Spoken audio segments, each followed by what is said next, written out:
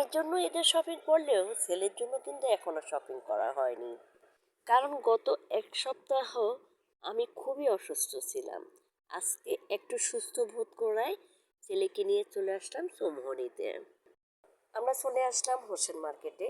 আর এখানে এসে প্রথমে আমরা ব্লেজার দেখতেছিলাম, কারণ ভার্সিটিতে তার প্রেজেন্টেশন দিতে গেলে কিন্তু ব্লেজারের প্রয়োজন হয়। যদিও তার পুরনো একটা আছে, তাই ভাবলাম আরেকটা দিয়ে দিই।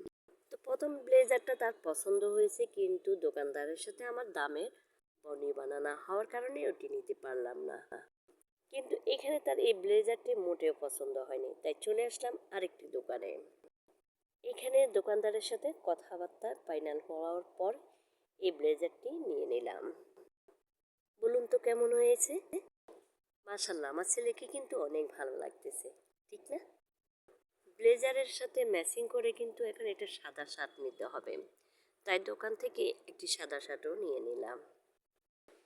এরপর চলে যাচ্ছি অন্য দোকানে, সেখান থেকে তার জন্য শার্ট এবং প্যান্ট নেব।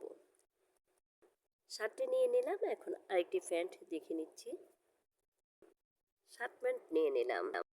ছেলে কিন্তু নিজস্ব অভিমত তেমন একটা প্রদান করে না, আমি যেটা বলি ঠিক সেটাই কিনে।